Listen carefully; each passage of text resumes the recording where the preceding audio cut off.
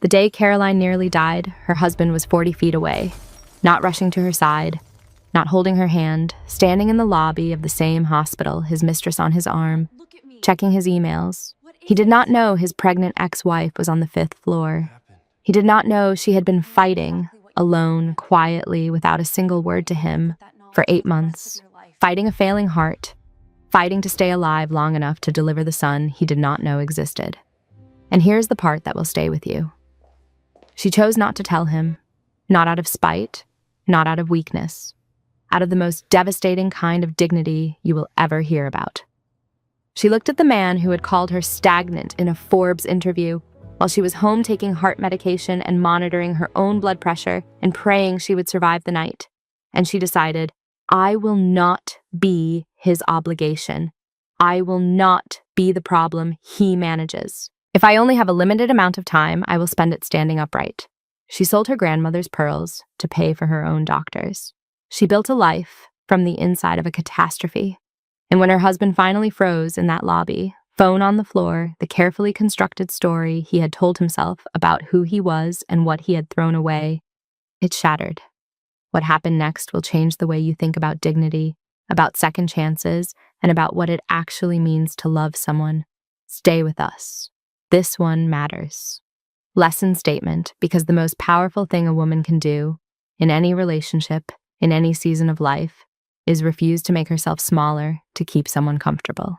Your worth does not require his recognition to be real. Meaning, this is not a story about a man who came back. It is a story about a woman who never left herself. Caroline did not survive because someone saved her. She survived because she decided, every single day, that she was worth saving. And in doing so, she built something that no divorce paper, no diagnosis, and no betrayal could touch. An unshakable sense of who she was. That is what we hope you carry with you when this story ends. If this story moved you, if Caroline's strength said something you needed to hear today, will you do one small thing? Hit the like button right now. It takes 1 second, and it tells us that stories like this one matter to you. Leave a comment below and tell us, what was the moment that hit hardest? We read every single one. Share this with someone in your life who is quietly carrying something heavy. You may not know how much they need to hear that dignity is not the absence of pain. It is choosing to stand straight inside it. And if you are not subscribed yet, please subscribe and ring the bell. Every week we bring you stories built on real human truth. Stories about resilience, about second chances, about the hard and beautiful work of rebuilding a life. We would love for you to be part of this community. The day I almost died, my husband was in the same building. He was on the 3rd floor, holding another woman's hand. I was on the 5th floor, holding my unborn son's heartbeat monitor, praying it wouldn't flatline before morning. My name is Caroline Hayes, and this is the story of how I lost everything, survived everything, and built something better than anything I'd ever had before. Not because a man saved me, but because I refused to be saved by the wrong reasons. It started on a Tuesday in November, Swedish Medical Center, Seattle, 10:47 in the morning. Grant Hayes stood at the lobby reception desk in a $4,000 Brioni suit, phone in one hand, Ashley Porter on his arm. Ashley was 26, with a fresh blowout and a red Valentino coat that probably cost more than my monthly rent at that point. She looked like she owned the building. She always looked like she owned whatever room she walked into. That was, I would later understand, the entire point of her. Grant was firing off emails. Ashley was pouting about her appointment running late. Something about a stomach ulcer. Something about a Zoom call at noon. Then the emergency bay doors crashed open. A gurney slammed through. Paramedics shouting over each other. Vitals unstable. PPCM flare. 5th floor. Labor and delivery. Now. The woman on the gurney was pale as paper. Sweat-soaked hair plastered to her face, one hand gripping an oxygen mask, the other hand pressed against a swollen belly, 8 months full, protecting something precious even while her own body was failing. Grant's $3,000 phone hit the marble floor. He knew those hands. He had held those hands on a beach in Charleston 7 years ago, down on one knee in the sand, asking a question he clearly stopped meaning somewhere along the way. Those were my hands. That was me on that gurney. And I had no idea he was there. I had no idea because I had spent the last 8 months making absolutely certain our lives would never intersect again. I had been quiet and careful and dignified about my exit from his world. I had not called. I had not shown up at his office. I had not sent bitter emails at midnight, though I had written approximately 40 of them and deleted every single one. I had simply disappeared. And now, here we were, same building, same Tuesday, him in his perfect suit with his perfect girlfriend, me being rushed to labor and delivery with a heart that was doing its level best to quit on me. I would not find out until much later what happened in that lobby after the doors closed behind my gurney. What I know now is that Grant stood completely still for a full 30 seconds. Ashley said his name 4 times. His phone was still on the floor. And the expression on his face, according to a nurse named Patricia Webb, who witnessed the whole thing from the station desk, was the expression of a man who has just understood something terrible and irreversible about himself. Patricia told me this story 8 months later. She said, and I am quoting directly, "He looked like a man who had just found the receipt for something he'd already thrown away." I thought that was the most accurate thing anyone had ever said about Grant Hayes. But I am getting ahead of myself. To understand what happened in that hospital, you need to understand what happened in the 18 months before it. You need to understand who we were before we became Cautionary Tale. Grant and I met at a fundraiser in Pioneer Square. He was 34 and had just closed his first 9-figure real estate deal. I was 31 and had just launched a small landscape architecture firm with 2 employees and more ambition than capital. He was magnetic in this way that genuinely dangerous things often are. He walked into a room and everyone recalibrated. I should have paid more attention to that. When someone makes every room reorganize itself around them, that is useful information. But I was 31, and he was brilliant and funny, and he remembered everything I said.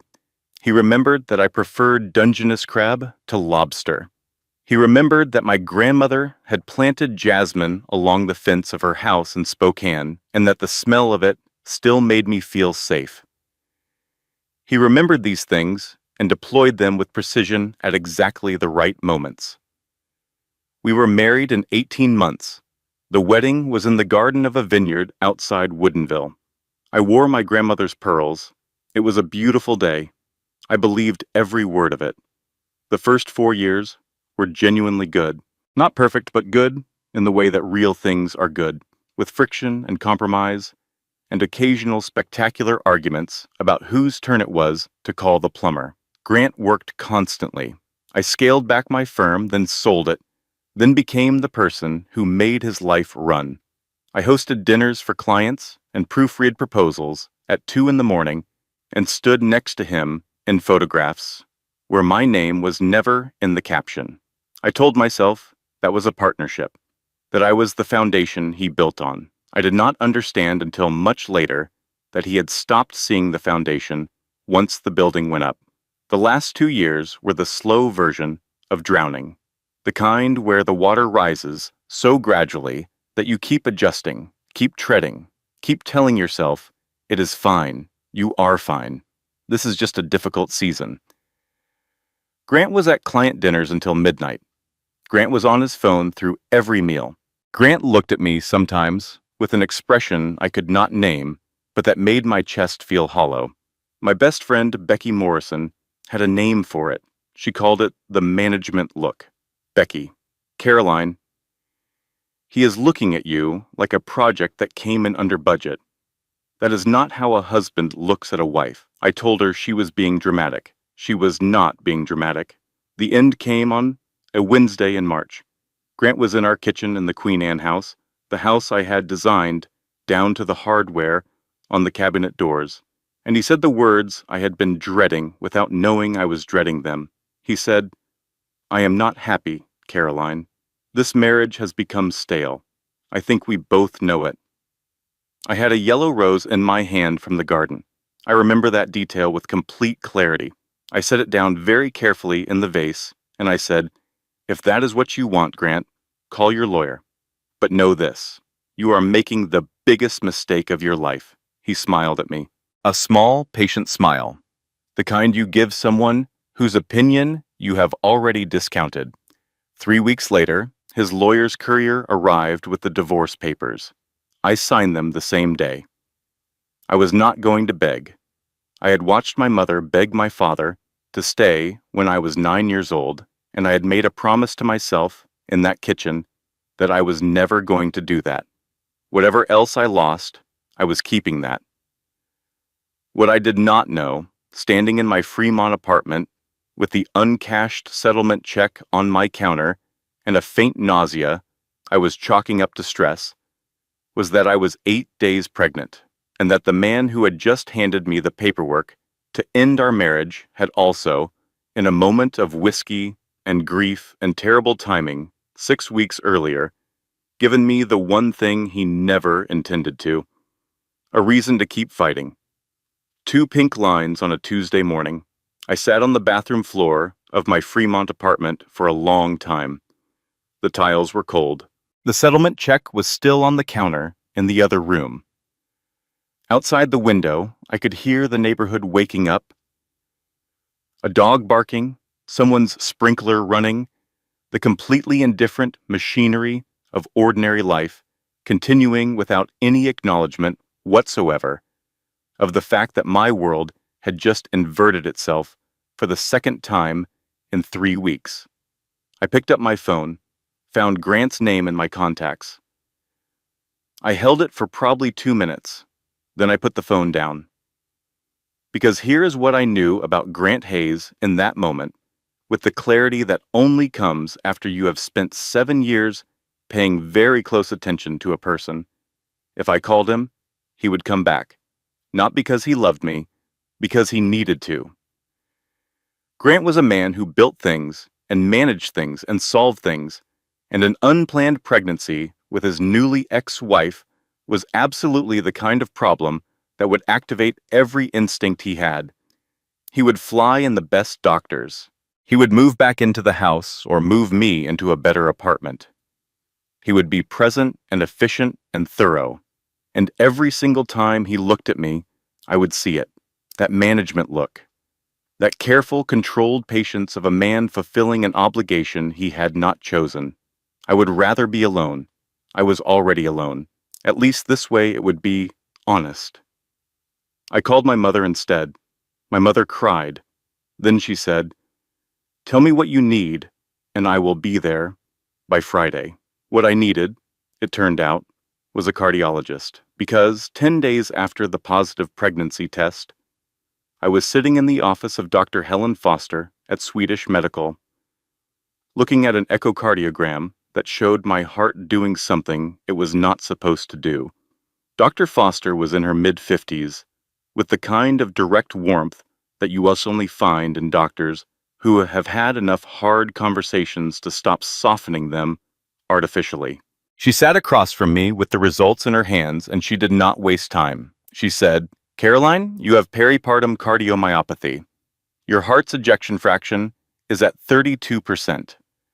Normal is above 55. What this means practically is that your heart muscle has been weakened by the pregnancy. It is not pumping effectively. And carrying this pregnancy to term will place an extreme and ongoing strain on a heart that is already compromised. I need to talk to you about your options." I knew what options meant. I said, "I am keeping him." Dr. Foster said, "Caroline, this is not a minor risk. This is a significant risk to your life." I said, "Then I will manage the risk. What do I need to do?" She looked at me for a moment. Then she closed the folder. She said, "Okay." Then we fight like hell together. That was the beginning of the 8 months that nearly killed me and also, I think, were the making of me.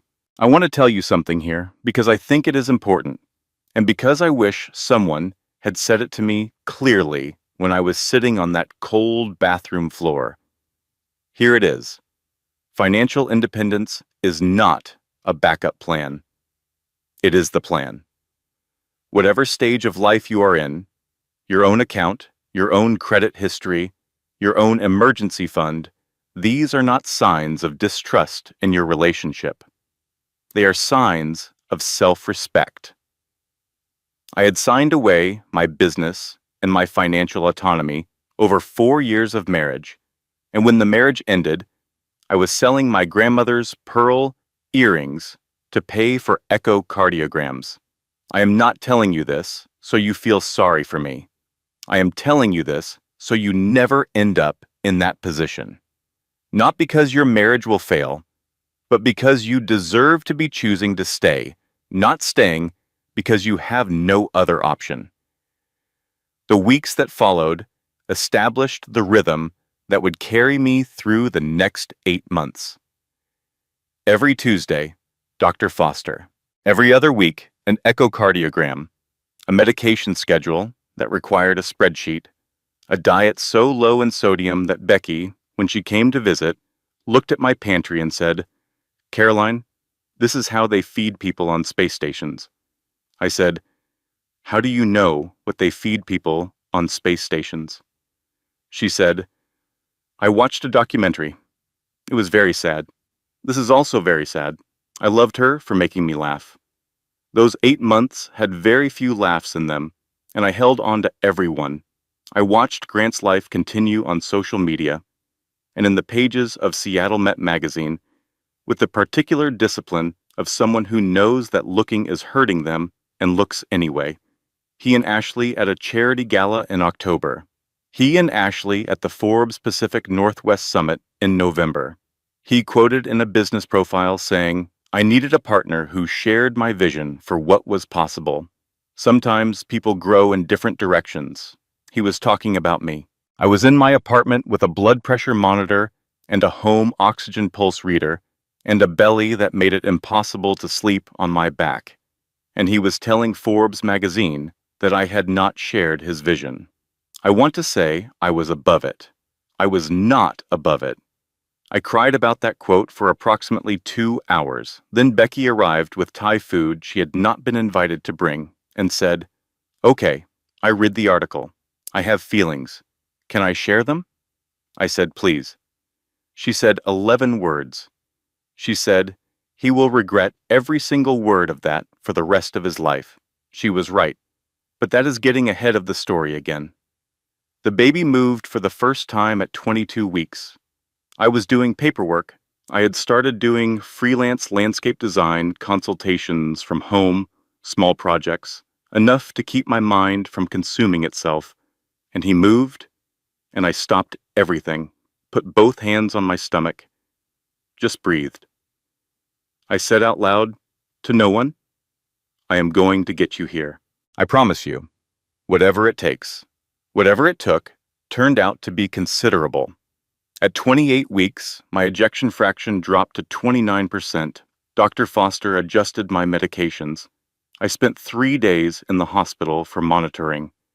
My mother slept on the pull-out chair in my room and did not complain once. At 32 weeks, the ejection fraction stabilized at 33. Dr. Foster called it a small victory. I called it permission to keep going. At 38 weeks, I went into labor. My heart chose that particular morning to also decide it had been cooperative long enough. The ambulance arrived at my apartment at 9:18 in the morning. I was at Swedish Medical Center by 9:40, and somewhere in that building, on a different floor, for reasons I would not understand until later, was the man who had no idea any of this had been happening.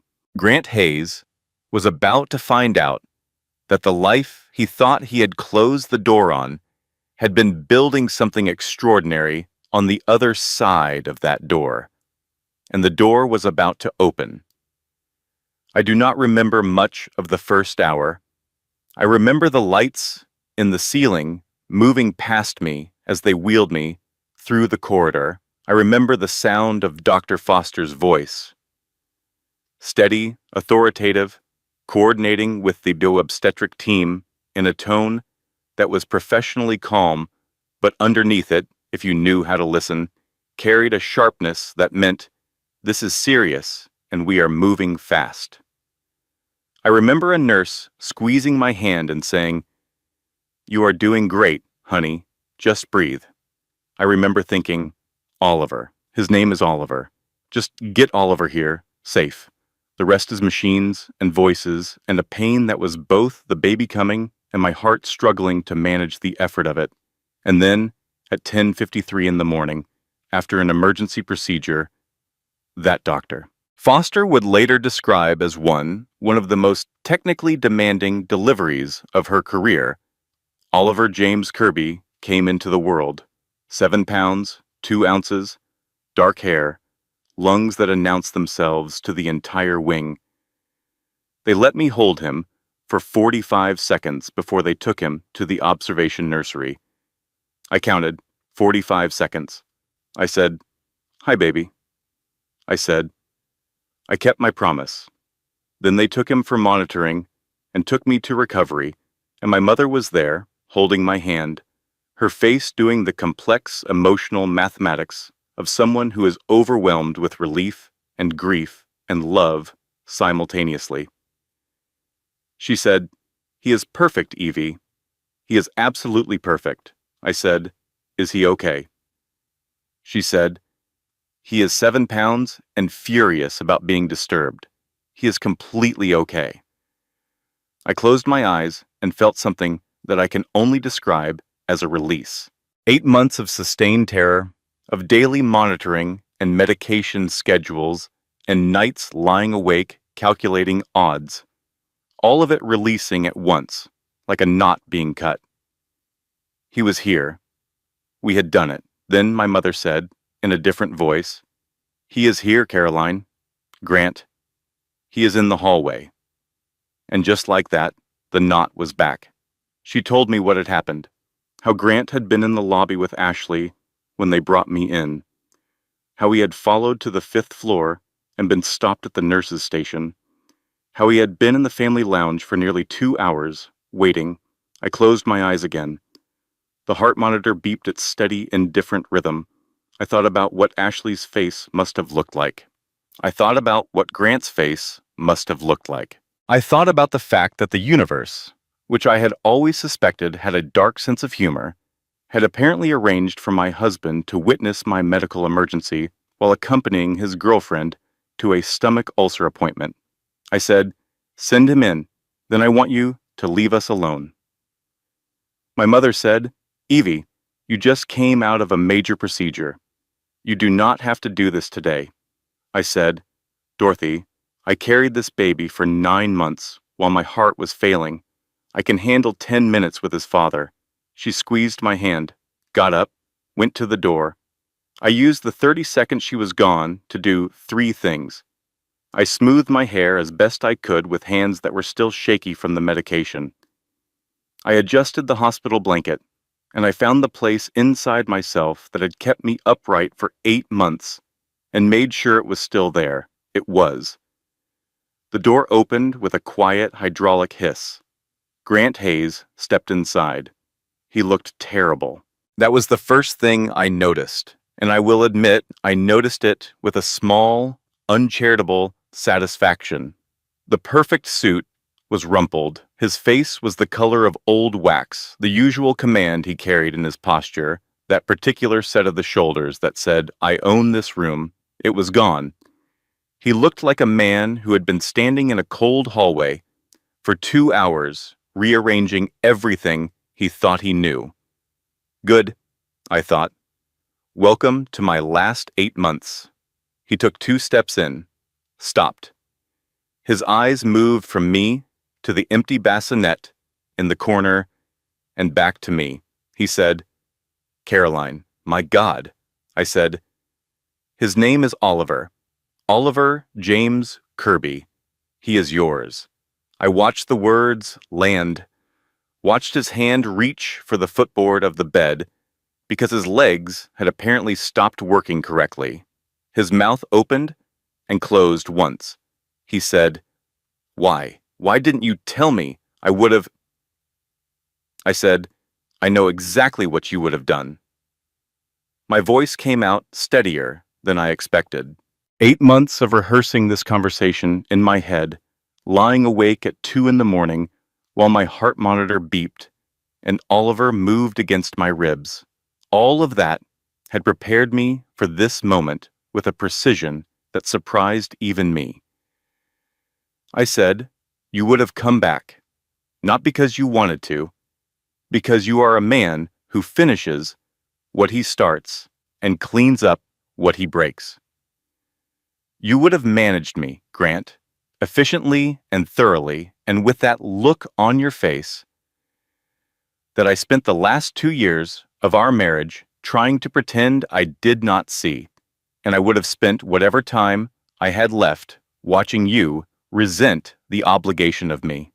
He said, "That is not fair." I said, "I almost died 3 separate times in the last 8 months. I sold my grandmother's pearls to pay for echocardiograms. I spent 6 nights alone in this hospital for monitoring while you were being photographed at charity galas. Do not talk to me about fair, Grant. You do not get to use that word in this room today." He was quiet. In the quiet, the door opened. Ashley Porter stood in the doorway. Red coat, perfect hair, eyes moving from Grant to me to the bassinet with the rapid assessing intelligence of someone who is very good at reading rooms and is currently reading one that is very bad.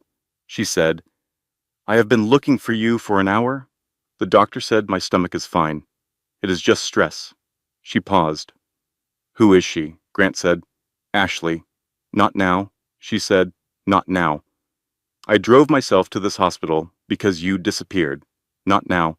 Her eyes had landed on the bassinet. She was very still. She said, "Grant, is that... whose baby is that?" I answered for him. I said, "I am his wife." She said, "Ex-wife." I said, "Ask him how many times he said my name in his sleep during the 6 months you were together. Then we can discuss prefixes." That landed the way I intended it to. Grant's jaw tightened. Ashley's composure, which had been impressive up to this point, developed a visible crack. She turned to Grant. Her voice had dropped to something low and tightly controlled. She said, "You have a child with her, a secret child, while you were telling me we had a future, while I was telling my family about you." Grant said, "I did not know. Ashley, I swear to you I found out today." She said, "That makes it worse, Grant, not better. Do you understand that? It makes it worse because it means you were walking around with this landmine in your life and you did not even have the basic self-awareness to know it was there." Then she said, "Choose, right now. Walk out with me and we never speak of this again. Or stay." She gestured toward me with something on her face that I chose not to take personally because she was 26 and in pain, and I had been 26 and in pain once too, and people do not always behave their best in those moments. Grant looked at her. Then he looked at me. Then he looked at the bassinet. He did not move. Ashley watched him not move. She said, "I see." She unclasped her bag, a beautiful Chanel bag, probably a gift. The math was not hard, and she set it on the floor rather than throwing it, which I respected. Then she walked out. Her heels made a clean, decisive sound in the hallway and then faded.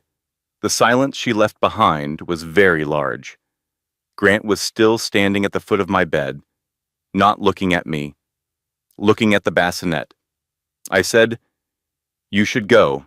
You have done enough for one day." He said, "Caroline?" I said, "Grant."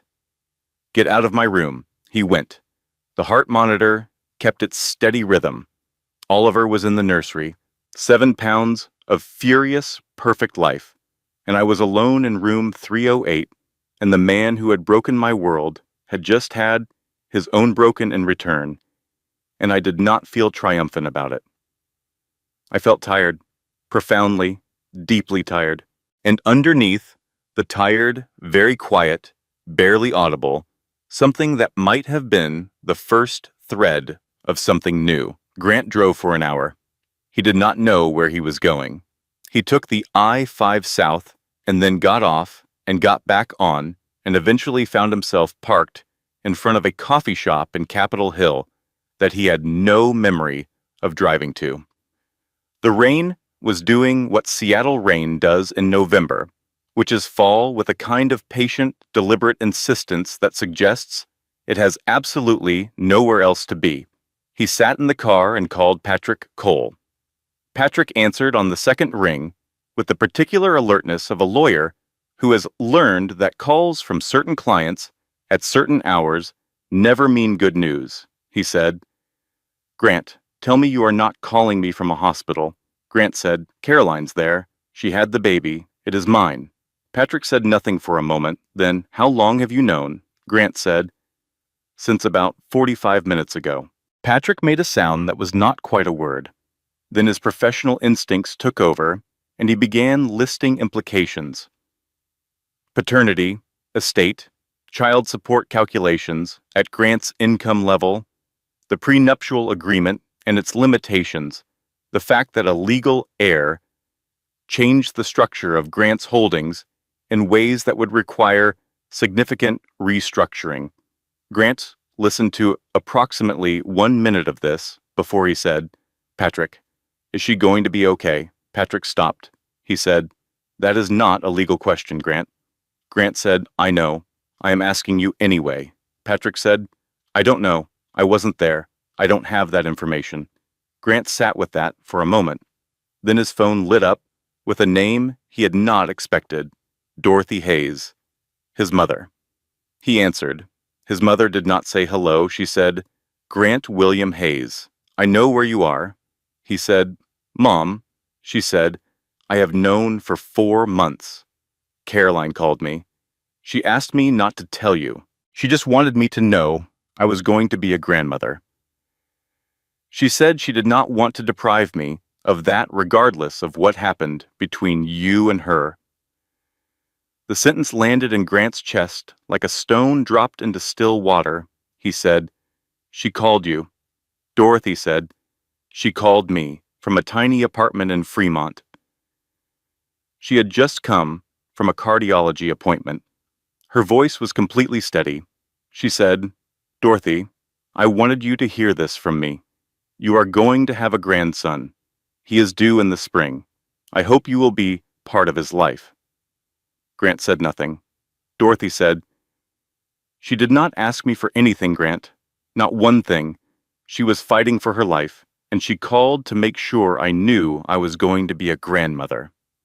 That is the woman you threw away. I want you to sit with that."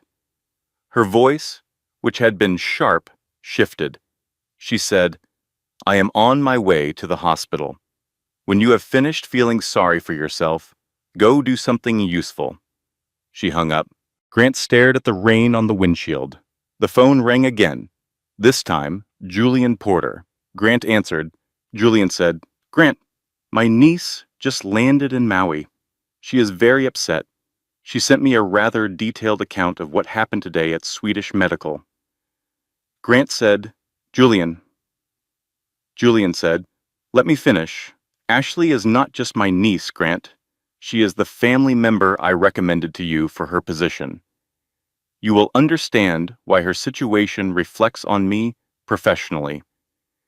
You will also understand why Vance Capital cannot be associated with a leadership team that is, as of today, one tabloid headline away from a full governance crisis." Grant said, "Julian, the situation is complicated."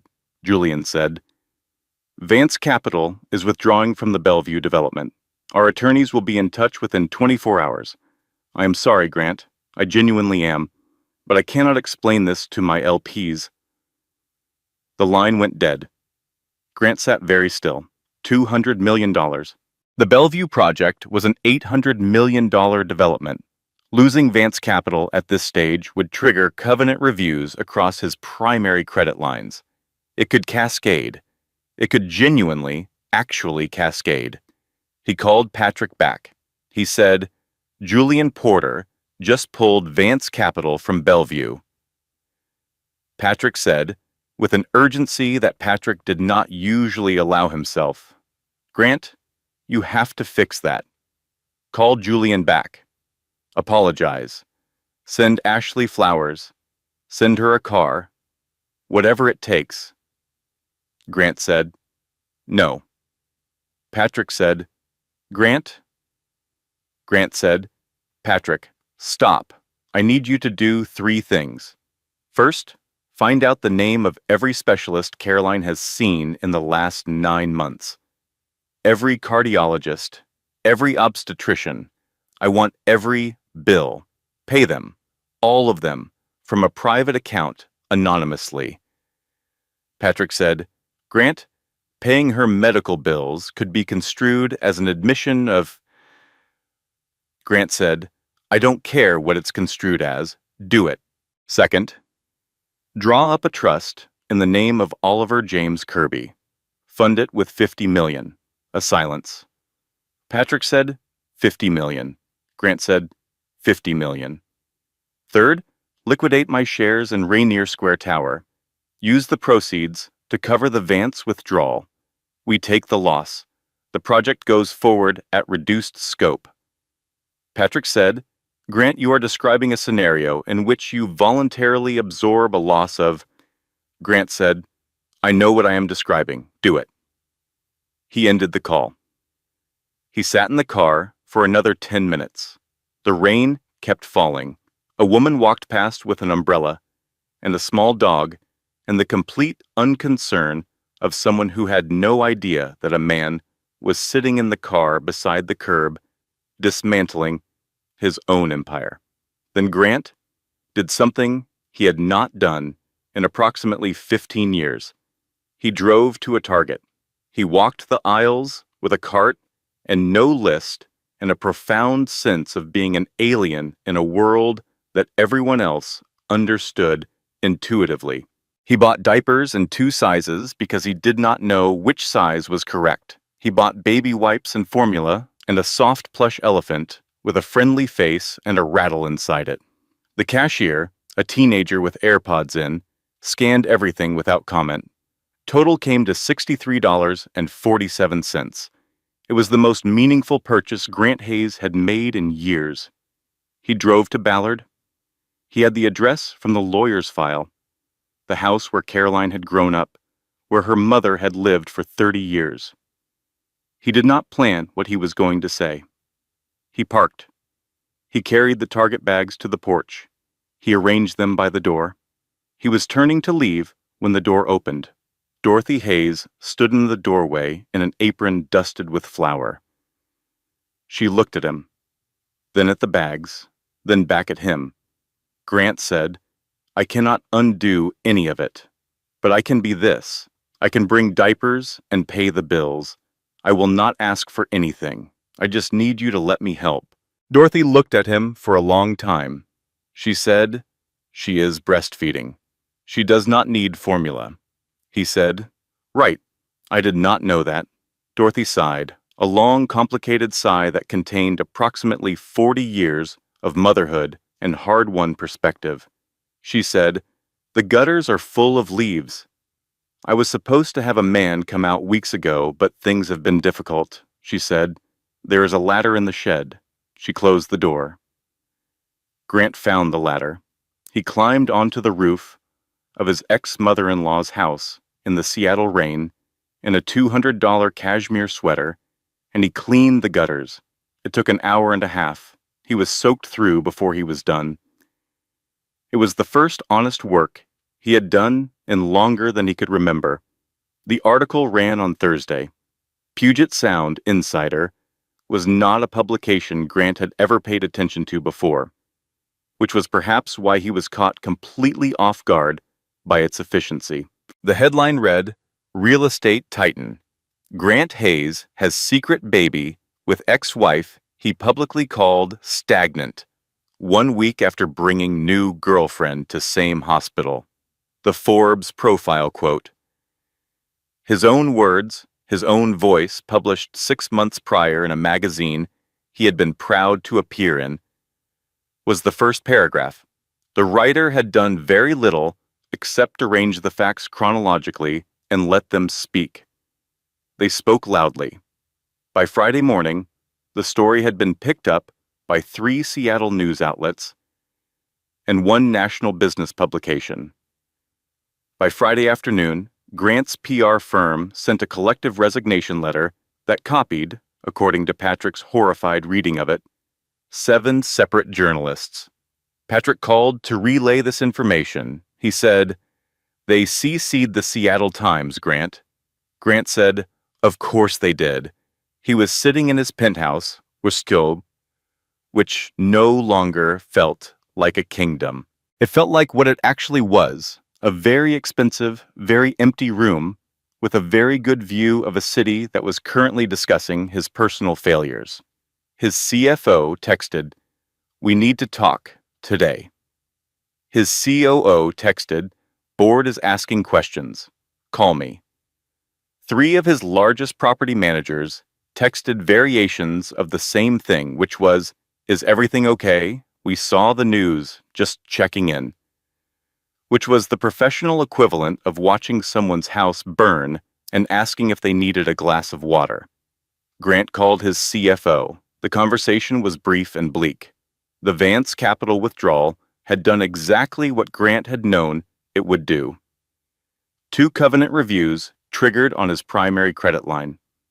One of his lenders was requesting an emergency meeting to discuss what they were calling a material change in leadership stability. The Bellevue project, without restructuring, was 30 days from defaulting. Grant said, "Sell the penthouse, list it today, and the yacht." His CFO said, "Grant?" Grant said, "Do it, and get me the figures on liquidating Rainier Square. I want to know what we can save on the Bellevue construction crew if we restructure now versus defaulting later." His CFO said, "You are talking about a personal net worth reduction of..." Grant said, "I know what I'm talking about. Save the jobs, the construction crew, the subcontractors, the junior staff, everyone whose mortgage depends on those paychecks. The penthouse is a monument to my ego. I can live without it." He moved into a serviceable 2-bedroom condo in South Lake Union 2 weeks later. His neighbor was a retired school teacher named Walter, who made chili in quantities appropriate for a medium-sized family despite living alone. Walter knocked on the door the first morning with a container of chili and the comfortable confidence of a man who has lived in the same building for 12 years and has opinions about welcoming new neighbors. He said, "You just moved in? I make too much chili. Here." Grant, in jeans and an old Seattle Seahawks sweatshirt, in a 1,200 square foot apartment that was approximately 4% the size of the penthouse, said, "I would love some chili. Thank you."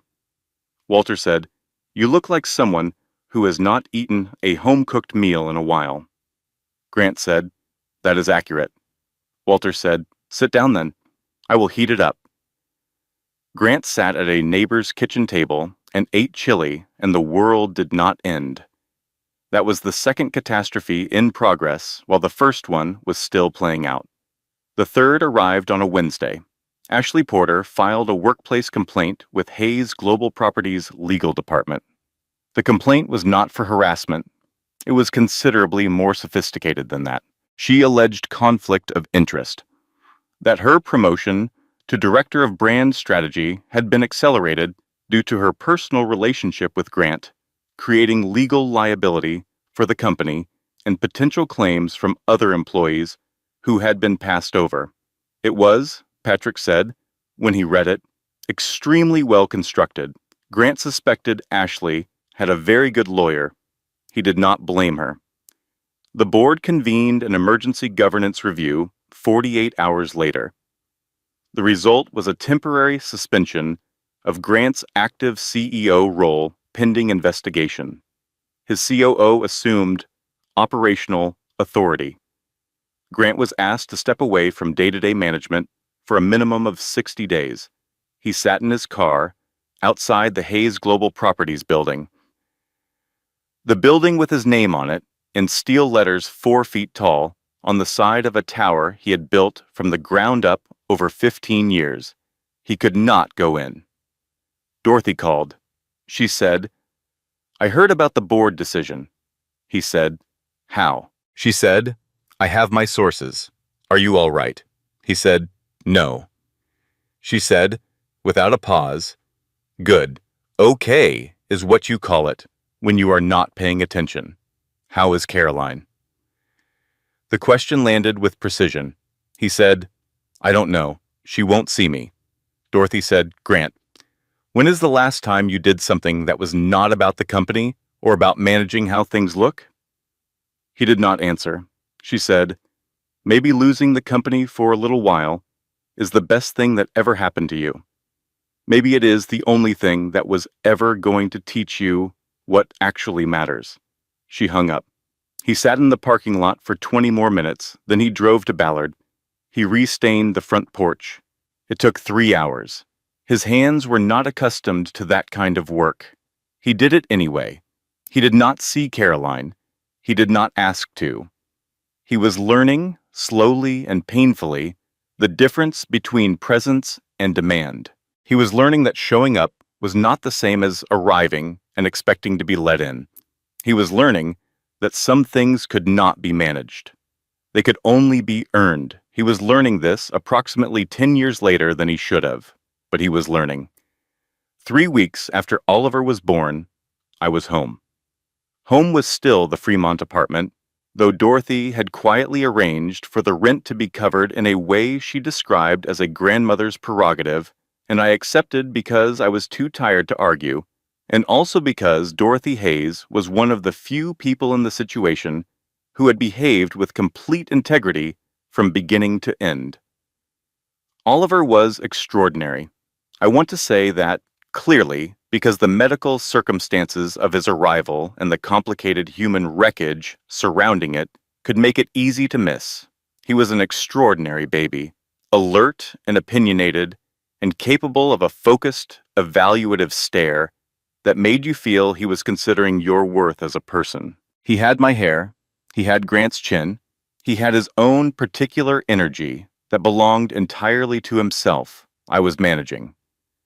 My ejection fraction had come up to 38% post-delivery. Not normal, not where we needed it long-term, but improved from the dangerous low of 32. Dr. Foster was cautiously optimistic. The medication schedule was still extensive, and the fatigue was real, but I was upright and functional, and my son was healthy, and I chose every morning to count those facts as victories. Grant was a fixed point in my peripheral vision. I did not engage with him directly, but I was aware of his presence in the way you are aware of weather. He appeared at Dorothy's house on Saturdays. He was in the waiting room at Swedish on Tuesday mornings when I came in for Dr. Foster's appointments. He did not approach me. He did not send messages through Dorothy. He simply appeared and sat quietly and left. Becky had opinions about this. Becky, I am just saying. The man is sitting in a waiting room every week in jeans. That is not the behavior of someone going through motions. I said, Becky. She said, I know. I am just observing. I said, your observations are noted. She said, also, Dorothy told me he cleaned the gutters. In the rain, in Kashmir. I said, that is his own poor planning. She said, Caroline, I say this as your best friend and as someone who sat with you through the worst year of your life. You are allowed to be angry. You are allowed to take a very long time. But do not let the anger become a wall that keeps out something real. I said, It is not a wall. It is a boundary. She said, "What is the difference?" I said, "A wall keeps everything out. A boundary is a door you control." She thought about that. She said, "Okay, that is actually very wise. Can I use that?" I said, "Please do not put that on Instagram." She said, "What if I don't tag you?" I said, "Becky." She said, "Fine." It was in this period that I began what would become the most meaningful project of my adult life. I had found, in the fog of those long hospital nights and quiet apartment evenings, that what I needed most was to talk to other women who understood what peripartum cardiomyopathy actually felt like. Not medically. Dr. Foster was excellent for that, but emotionally. The particular terror of loving something you are growing while not knowing if your own body will hold long enough to deliver it. The isolation of being sick in a way that is invisible until it is catastrophic. I posted in a small online health forum, asked if anyone else was navigating PPCM. 43 women responded in 48 hours. I read everyone, wrote back to everyone. Within 2 weeks, we had a private group. Within a month, we had women joining from 12 states. Here's what I want you to understand about that, because I think it is important, and I think it is the truest thing I know about surviving hard things. The moment you take your pain and turn it outward, not to perform it, not to weaponize it, but to genuinely offer it to someone who needs to know they are not alone, the pain changes. It does not disappear, but it becomes useful. It becomes something with purpose. And purpose is one of the most powerful medicines I know. I was still fragile. I was still tired. I was still navigating the enormous complexity of being a new mother with a heart condition and a complicated co-parenting situation with a man I was not ready to forgive. But I had a purpose. And I had Oliver. And I had Becky, who arrived every Thursday with food she had not been invited to bring, and opinions she had not been asked to share, and the kind of absolute, unconditional loyalty that I understood in those months was the rarest and most valuable thing in any life. Then Ashley Porter knocked on my door. It was a Wednesday afternoon. Oliver was asleep. I answered in a sweatshirt and no makeup and the look of someone who had not fully slept in 3 weeks.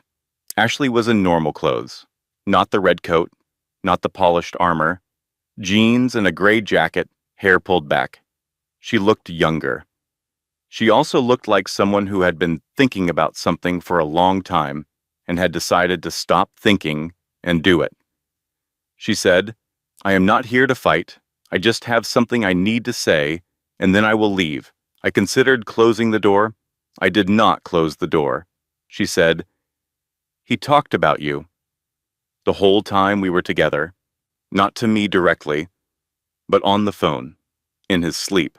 You were always there, like a static in the background I could not tune out, and I convinced myself that it meant he was moving on and just needed time. I told myself that enough times to believe it." She looked at me directly. She said, "I need you to know I am not your villain. I am just the person who believed a man who was not finished with his previous story. That is my mistake. I own it." Then she said, "He is going to hurt you again. Men like that do not change. I want you to know what you are dealing with." She left. I closed the door and stood with my back against it. I believed her. Not the part about Grant, but the part about herself. I believed that she was telling her own truth as she understood it, and I found that I did not have the energy to hate her. But the part about Grant, that burrowed in. Men like that do not change. I had not let myself want Grant to change. I had not let myself hope for anything in that direction, because hope was expensive and I had a very limited budget. But the fact that Ashley's words could find purchase meant that somewhere very quietly, against my own instructions to myself, I had started to hope anyway. I stopped answering the door on Saturdays. I stopped going to the Tuesday waiting room and started scheduling my appointments for Thursday afternoons instead. I did not tell Grant why. I told myself it was a boundary, not a wall. I was not entirely sure I was right. The Thursday that changed everything started at 3 in the morning. I woke from a shallow sleep with a pressure in my chest that I recognized immediately. I had been trained over 8 months of living with PPCM to know the difference between anxiety and cardiac symptoms. And what I was feeling at 3 in the morning in my Fremont apartment was not anxiety. My oxygen saturation monitor read 89%. Should have been above 95. I called 911. My voice came out smaller than I intended. I gave the address. I said, I have peripartum cardiomyopathy. I think I am in pulmonary edema. The dispatcher was calm and professional. Oliver was asleep in the next room. I unlocked the front door while I still could. Then I sat down on the hallway floor because my legs had decided they were done for the moment. I thought Oliver. That was the only thought I had room for. The paramedics found me on the floor 9 minutes later. Oliver was awake in the crib, crying, completely safe and furious about it.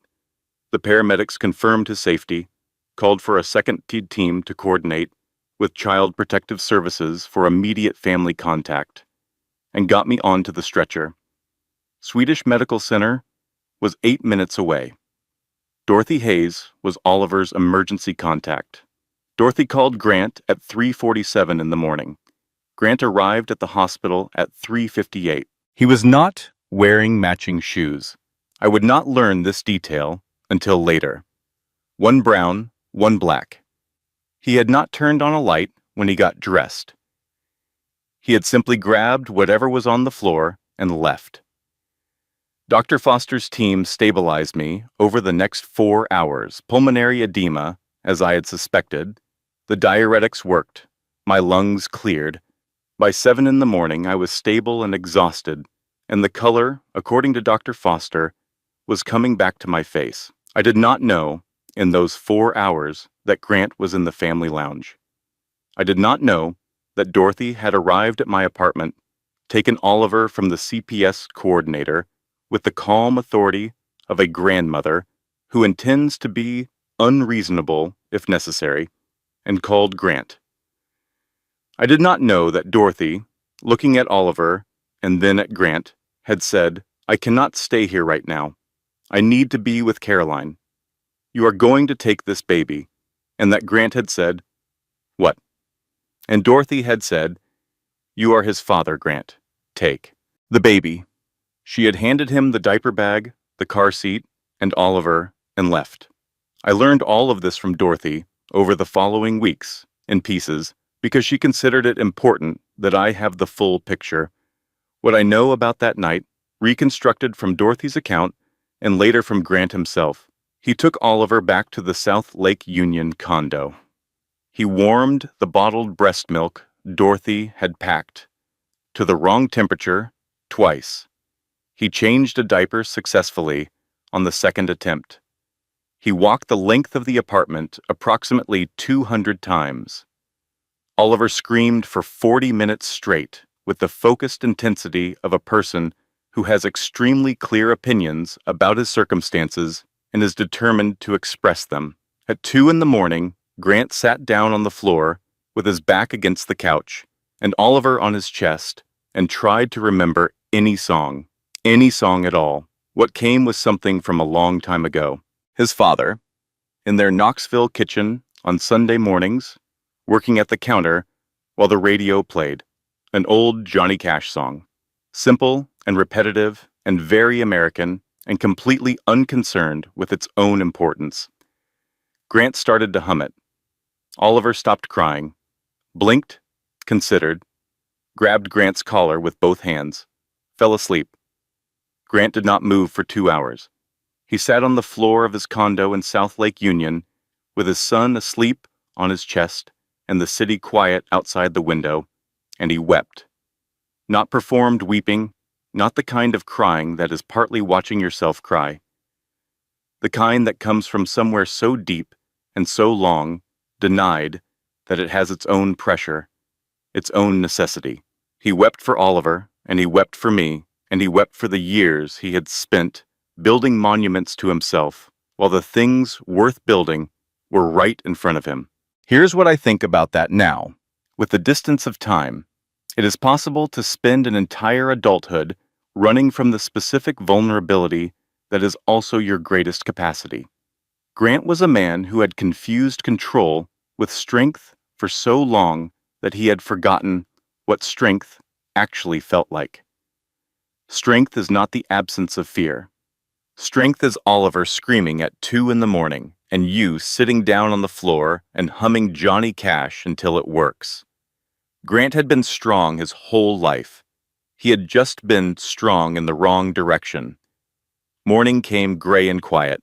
Grant arrived at the hospital at 8:15 with Oliver in the car seat and a diaper bag that Dorothy had packed with the efficiency of someone who knew what they were doing, and a paper cup of coffee that he had gotten from the cart in the lobby, because some part of him remembered that I drank coffee when I was allowed to have it, and he was not entirely sure if I was allowed to have it, but he brought it anyway.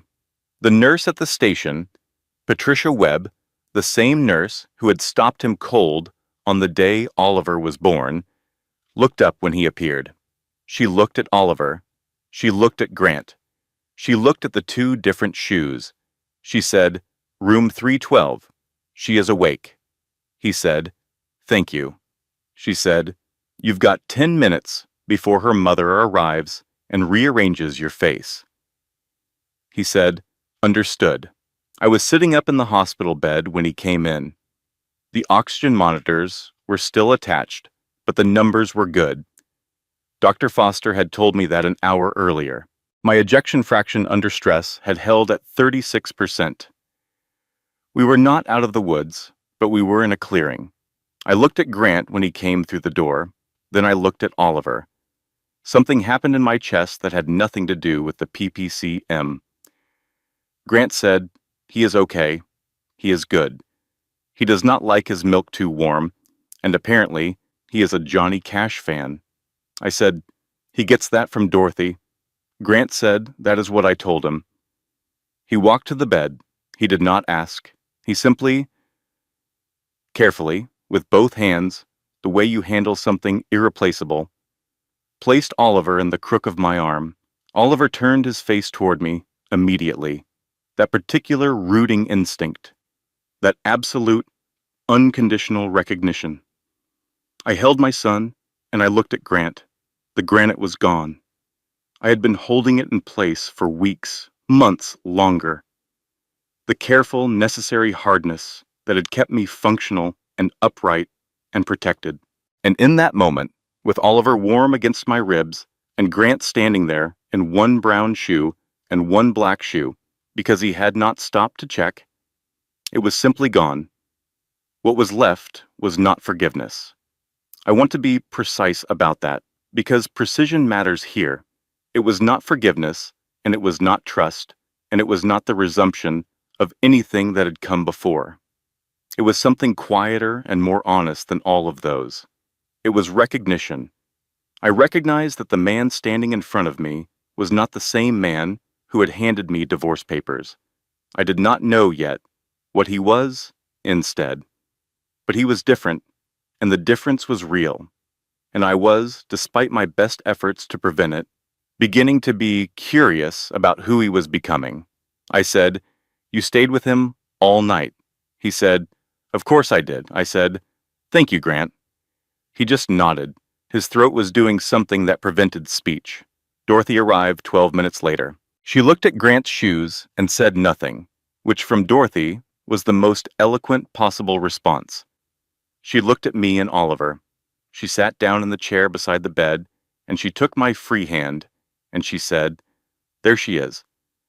The 3 of us, 4 of us, sat in the gray morning light of room 312, and the monitors beeped and Oliver slept, and something that had been broken for a long time began, very slowly, very tentatively, to consider the possibility of a different shape.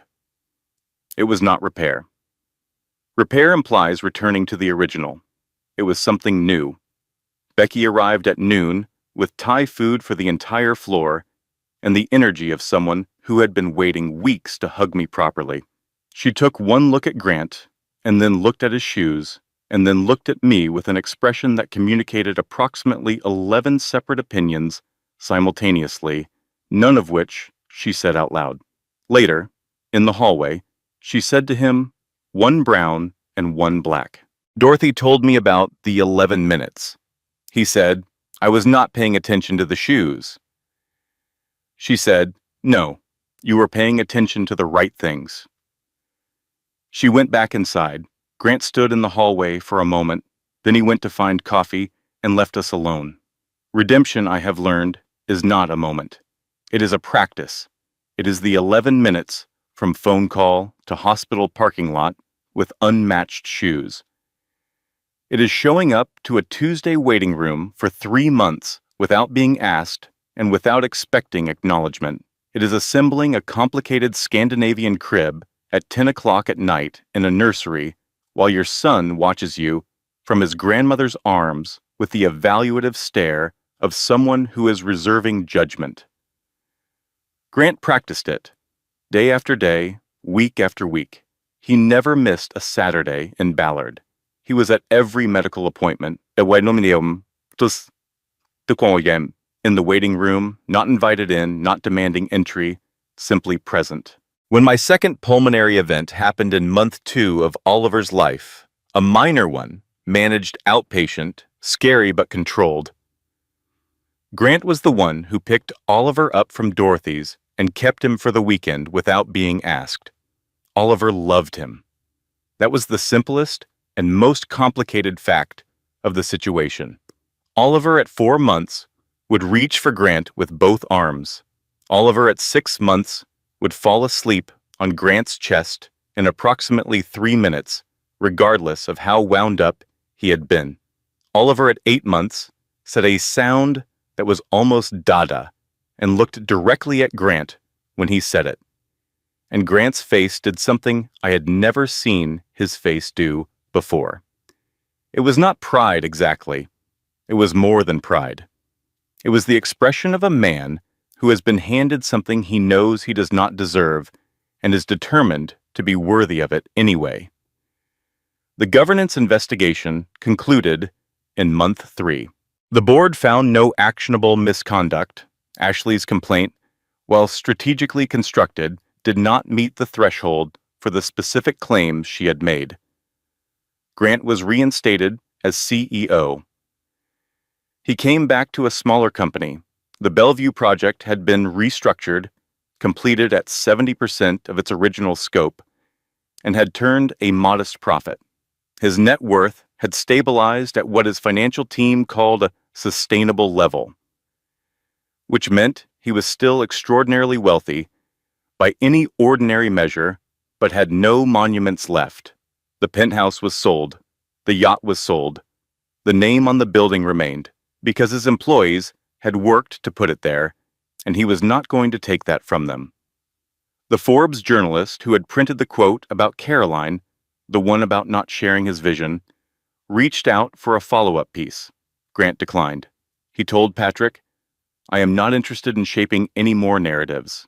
I am interested in doing the work." My PPCS support group hit 4,000 members in month 4. A cardiologist at Massachusetts General named Dr. Ruth Alderman reached out about a potential collaboration. A peer-reviewed paper on patient-led support outcomes in PPCM cases. I said yes. I started writing at Oliver's nap time and after his bedtime. I started sleeping better because I was using my mind for something purposeful. My ejection fraction hit 43% in month 5. Dr. Foster called it significant progress. She did not use the word remission yet, but she used the word trajectory, and her tone when she used it was the tone of someone who is seeing the thing they hoped for. In month 5, I allowed Grant to take Oliver on a Saturday. not to Dorothy's, to his own apartment, just the two of them. An afternoon. I drove home from dropping Oliver off, and I sat in my car for 20 minutes before going inside because I was not sure what I was feeling. Becky texted, "Are you okay?" I texted back, "I think so. I think he is going to be fine." She texted, "I meant you." I sat with that. Then I texted, "I think so. I think I might be okay too." At month 5.5, I ran into Ashley Porter at a coffee shop in Capitol Hill. It was genuinely accidental. We saw each other at approximately the same moment. We both considered our options. I walked over and said, "Can I sit for a minute?" She said, "Sure." We sat. The coffee shop was playing something quiet and instrumental. Outside, Seattle was doing its November thing with the rain. I said, "I thought about what you said. When you came to my door," she said, "I should not have come to your door. That was not appropriate." I said, "Maybe not, but you were honest. And I want you to know the thing you said about men not changing. I think you were telling me the truth as you understood it, but I also think what you knew was a version of him, not the whole thing." She looked at me. She said, "You are being very reasonable about someone who had considerable reason not to be." I said, "I have a 4-month-old and a heart condition and a very limited energy budget. I cannot afford to carry things I do not need to carry." She almost smiled. "Not quite." She said, "How is he, Oliver?" I said, "He is extraordinary. He has Grant's chin and my stubbornness and his own particular way of looking at people like he is taking notes." She said, "He sounds exhausting." I said, "Completely." We drank our coffee. We did not become friends, but we became something. Two women who had both loved the same man in different ways and had both survived it and were both in our different directions moving forward. I walked home through the rain, and I thought about something that Becky had said months ago, back in my Fremont apartment when I was measuring the distance between a wall and a door. She had said, "You are allowed to take a very long time, but do not let the anger become a wall that keeps out something real." I had a door. I had been controlling it carefully. I thought that was strength. I was beginning to understand that strength was not the control of the door. Strength was knowing when to open it. 1 year later, the Ballard house on a Saturday in October, the maple in the front yard had gone full amber. The jasmine my grandmother had given Dorothy had spread along the fence and was done for the season, but would come back in spring. It always did. Oliver was 13 months old and walking, which was the wrong word for what he was actually doing. Toddling was closer, lunging with confidence and extremely limited success. He had fallen down 4 times in the last 20 minutes and gotten up each time with the offended dignity of someone who considers the floor personally responsible. Grant was on the living room floor with a set of wooden building blocks, restacking the tower for the 6th time. Oliver looked at the tower, looked at Grant, clapped. Grant said, "Okay, this one is going to be a skyscraper. Ready?" Oliver put both hands on the tower and demolished it with maximum efficiency. Grant said, "Beautiful. Tremendous architectural vision." I was watching from the armchair with a cup of tea. My recent echocardiogram had come back at 55%. Dr. Foster had used the word remission. She had said it carefully, with all the appropriate qualifications about ongoing monitoring and the importance of continuing the medication protocol, and then she had smiled the smile of someone who is genuinely happy and does not mind showing it. I was in remission, not cured. PPCM does not work that way, and I was honest about that with my support group because honesty was the entire point of what we had built. But stable. Living. Genuinely, fully living. The National Foundation was underway. Dr. Alderman and I had submitted our paper to 2 journals. I had 2 more collaborations in discussion. I had also, quietly, and without making a production of it, re-registered my landscape architecture credentials. I was not ready to take on full projects yet, but I was moving in that direction. Oliver would start part-time daycare in January. I was building something new, on my own terms, with my own name on it. Grant looked up from the blocks and caught me watching. He said, "He is going to be an engineer. He is obsessed with structural integrity."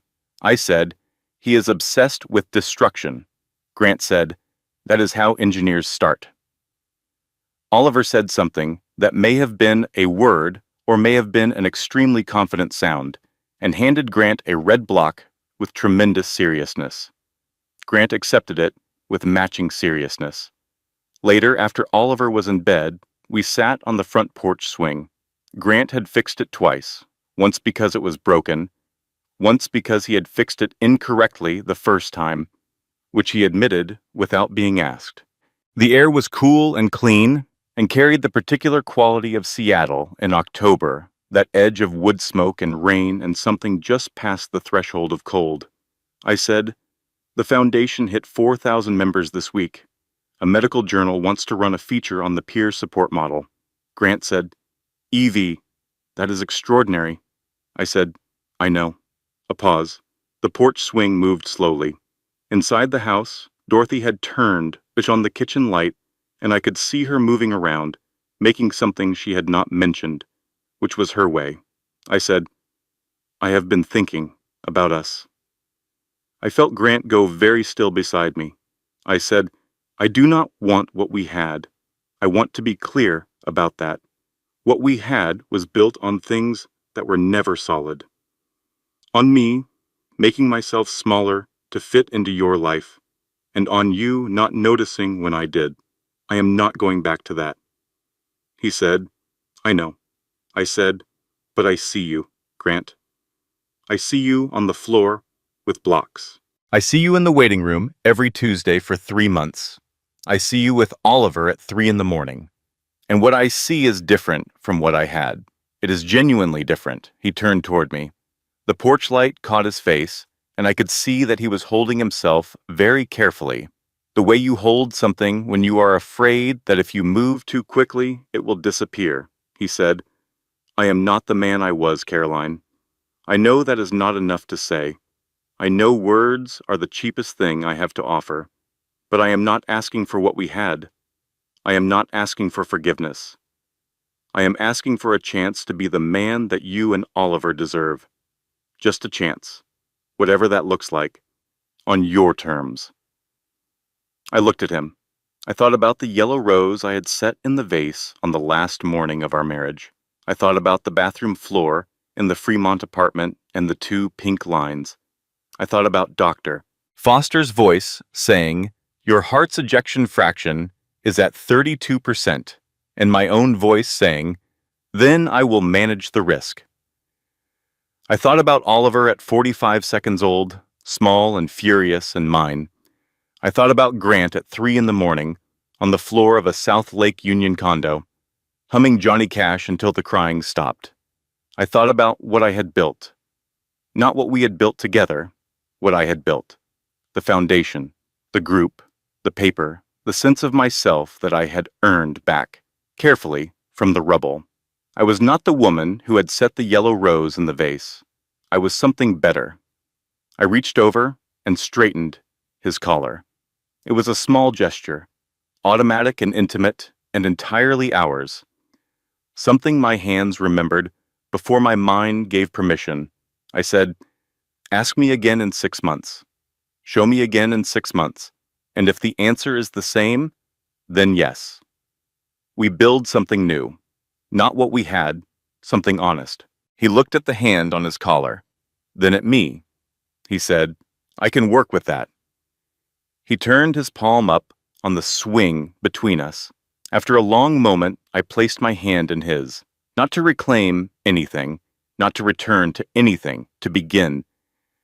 The jasmine that was finished for the season would come back in spring. That was the nature of things planted in good ground. They came back. Oliver was asleep inside, dreaming whatever extraordinary things a 13-month-old dreams, with his dark hair and his father's stubborn chin and his own particular way of looking at the world like it is his to shape. The porch swing moved. The maple dropped another leaf. The kitchen light stayed on. Here's what I know, looking back from here. The hardest thing in the world is not surviving the catastrophe. Most of us are more resilient than we believe. The hardest thing is choosing, after the catastrophe, to build something real rather than something impressive. To let the people who have earned it close enough to see you clearly. To stop performing strength and start practicing it. I had a heart that had nearly failed 3 times.